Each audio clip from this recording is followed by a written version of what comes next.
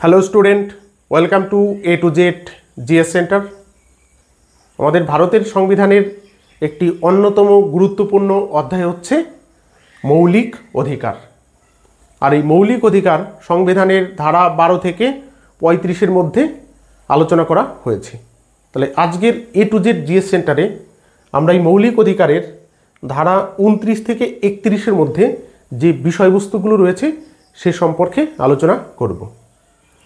যেমন ধারা 29 থেকে 31-এ শিক্ষা, সংস্কৃতি এবং সম্পত্তির অধিকার বিষয়ক যে বিষয়গুলো রয়েছে সে সম্পর্কে বিশদ বর্ণনা রয়েছে। যেমন আমরা প্রথমে দেখব ধারা 29-এ সংখ্যালঘুদের যে অধিকার সেই অধিকার সম্পর্কিত বিষয় রয়েছে। তাহলে তার আগে আমাদের জানতে হবে সংখ্যালঘু কাদের বলা হয়। সংখ্যালঘু বলা হয় তাদের যারা ধর্মীয় বা ভাষাগতভাবে মোট জনসংখ্যার তুলনায় কম, তাদেরকে সংখ্যালঘু বলা হয়ে থাকে। তাহলে ভারতবর্ষে এরকম বিভিন্ন সংখ্যালঘু সম্প্রদায়ের লোক বসবাস করে থাকে, যেমন মুসলমান, খ্রিস্টান, বৌদ্ধ, জৈন, পার্সি, শিখ ইত্যাদি সম্প্রদায়। আর এই সম্প্রদায়ের যে অধিকার সেই অধিকার রক্ষার কথাই 29 নম্বর অনুচ্ছেদে বর্ণনা রয়েছে। যেমন 29-এর 1-এ বলা হয়েছে ভারতে বসবাসকারী প্রতিটি নাগরিকের ভাষা, লিপি এবং সংস্কৃতি রক্ষার পূর্ণ অধিকার রয়েছে। উদাহরণ দিলে আমাদের এই ধারণাটা পরিষ্কার হবে। যেমন যারা বাঙালি তাদের বাংলা ভাষা, লিপি এবং সংস্কৃতি রক্ষার পূর্ণ অধিকার রয়েছে। আবার যারা তামিল তাদের তামিল ভাষা, তামিল লিপি, তামিল সংস্কৃতি রক্ষার পূর্ণ অধিকার রয়েছে। এরকম ভারতবর্ষে বিভিন্ন ভাষাভাষীর লোক বসবাস করে। তাদের যে ভাষা, লিপি বা সংস্কৃতি সেইটা তারা নিজ নিজ পালন করতে পারে এবং রক্ষারও তাদের পূর্ণ অধিকার দেয়া হয়েছে। তাহলে এটা কত নম্বর ধারায় আলোচনা করা হয়েছে? 29-এর 1 নম্বর ধারাতে এ সম্পর্কে আলোচনা রয়েছে। 29-এর 2-এ বলা হয়েছে ভারতের ভূখণ্ডে বসবাসকারী কোনো নাগরিককে জাতি, ধর্ম, বর্ণ বা ভাষার ভিত্তিতে কোনো সরকারি বা সরকার পোষিত প্রতিষ্ঠানে ভর্তি হওয়া থেকে বঞ্চিত করা যাবে না।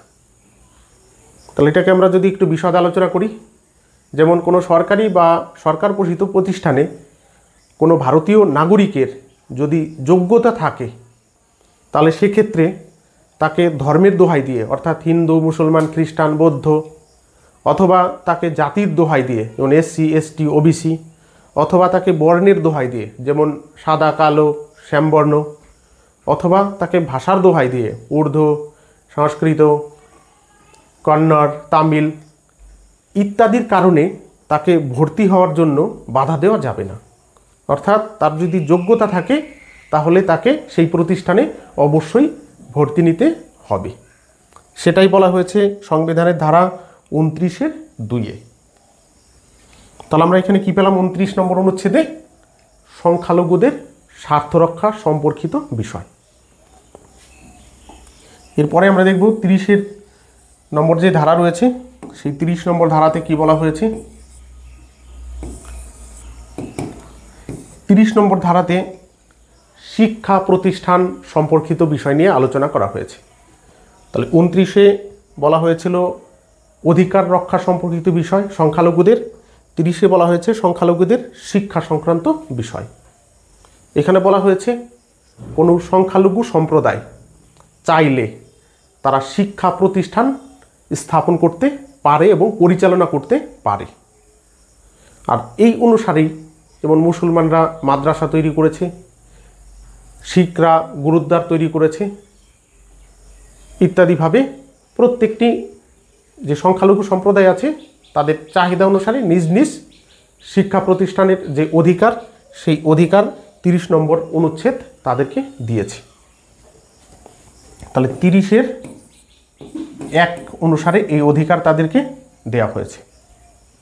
আবার 30-এর 2 নম্বর অনুচ্ছেদে বলা হয়েছে সরকার শিক্ষাক্ষেত্রে যে অনুদানগুলো দিয়ে থাকে সেই অনুদানগুলো বৈষম্যহীনভাবে প্রত্যেকটি সরকারি বা সরকার পোষিত প্রতিষ্ঠানকে দিতে হবে। যেমন সরকার কোনো স্কুলকে বা মাদ্রাসাকে বা গুরুদ্বারকে বৈষম্যপূর্ণভাবে অর্থ দিতে পারে না। সবাইকে সমান দৃষ্টিতে তাদের যে প্রাপ্য বা তাদের যে প্রাপ্য অর্থ সেইটাকে বন্টন করতে হবে। সেটাই বলা হয়েছে 30(2)-এ। তাহলে সংবিধানের ধারা 30-এ কী বলা আছে? শিক্ষার সম্পর্কিত সংখ্যালঘুদের অধিকার। তাহলে যে কোনো সংখ্যালঘু সম্প্রদায় তাদের ইচ্ছা অনুসারে নিজের মতো করে শিক্ষা প্রতিষ্ঠান খুলতে পারবে। 30-এর 1 অনুসারে, 30-এর 2 অনুসারে সরকার বৈষম্যহীনভাবে প্রত্যেকটি প্রতিষ্ঠানকে আর্থিক সহায়তা প্রদান করবে। তাহলে এই হচ্ছে ধারা 30। এরপরে আমরা দেখব ধারা 31-এ কী বলা হয়েছে। ধারা 31-এ বলা হয়েছে সম্পত্তির অধিকার। যখন সংবিধান রচনা করা হয় তখন সংবিধানের 31 নম্বর অনুচ্ছেদে সম্পত্তিকে মৌলিক অধিকার রূপে গৃহীত হয় বা মৌলিক অধিকার হিসাবে গ্রহণ করা হয়েছিল। আর সম্পত্তিকে এই মৌলিক অধিকার হিসেবে গ্রহণ করার জন্য সরকারের বিভিন্ন উন্নয়নমূলক কাজে বাধা পড়ছিল। কীরকম সেটা? যেরকম সরকার কোনো স্থানে বিমানবন্দর স্থাপন করবে, কোনো জায়গায় রেলপথ স্থাপন করবে, অথবা কোনো জায়গায় শিল্প কলকারখানা স্থাপন করবে, অথবা কোনো সরকারি হাসপাতাল নির্মাণ করবে। সেই ক্ষেত্রে সম্পত্তির অধিকার যেহেতু মৌলিক অধিকার ছিল, তাই জনগণকে বাধ্য করতে পারত না জমি বিক্রি করার জন্য। এতে সরকারের বিভিন্ন উন্নয়নমূলক কাজে বেশ বাধা সৃষ্টি হচ্ছিল। আর এই বাধার কথা মনে রেখে তোমার 1978 খ্রিস্টাব্দে সংবিধানের 44তম সংশোধন করা হয়। আর সংবিধানের 44তম সংশোধনের মাধ্যমে সম্পত্তির যে মৌলিক অধিকার ছিল সেই মৌলিক অধিকারকে আইনি অধিকারে পরিণত করা হয়। তাহলে কত সালে করা হয়? 1978 খ্রিস্টাব্দে। কততম সংবিধান সংশোধনের মাধ্যমে? 44তম সংশোধনের মাধ্যমে। এবং এটাকে কোথায় রাখা হয়েছিল? এটাকে রাখা হয় 300(a)-তে।